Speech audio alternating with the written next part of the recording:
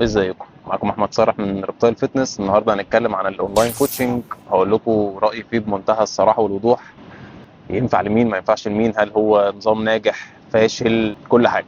زمان كنت شايف ان هو حاجه فاشله جدا، وهو يعني من الاخر سبوبه. هو كده كده اونلاين ده طلع 2020، يعني طلع مع الكورونا كده لما الناس ابتدت ما تعرفش تنزل تتمرن براحتها، فابتدى يظهر قصه الاونلاين كوتشنج. كانت طبعا موجوده من زمان، بس في الفتره دي انتشرت جدا جدا جدا، وكان ده الاساس لان ما كانش في حد عارف ينزل. فالناس مثلا متعوده ان هي تروح الجيم او تروح تتمرن كروسفيت باشكال معينه باوزان بتاع، لكن اللي بقى موجود في بيته او عنده تولز قليله مش عارف يتمرن، فبيضطر يدخل مع حد اونلاين كوتشنج عشان يعرفه طرق مختلفه للتمرين من غير التولز اللي كانت موجوده في الجيم.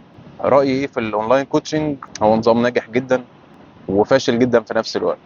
هو على حسب اللي هيتمرن. يعني انا ما ينفعش اكون انا لسه ما اتمرنتش خالص، انا حد مش رياضي في الاساس، ما بعرفش اعمل اي حاجه في الجيم ولسه بتعرف عليه، وادخل اشترك مع حد اونلاين كوتشنج ويبعت لي تمارين وانفذها. حتى لو هعمل ده بسكايب فيديو، في حاجات كتير قوي المدرب يعرفها لي في الاول، ده على الاقل اول شهر او اول شهرين كمان، مش هقول لك اول تمرينه او اول اسبوع، لا.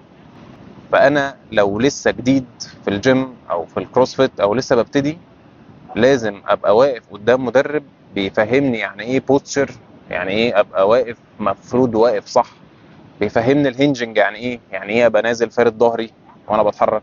الحركه دي بتجيب اصابات كتير قوي لو شلت وزن وانت مش عارف تنزل وانت فارد ظهرك. فهمني كل الحركات، فهمني يعني ايه رينج اوف موشن، يعني ايه افرد دراعي للاخر، يعني ايه افرد رجلي للاخر، امتى ما اعملش لوك لكوعي، امتى ما اعملش لوك لركبتي لو الوزن فوق او الوزن من تحت. كل الكلام ده مش هينفع غير لو انا قدام مدرب.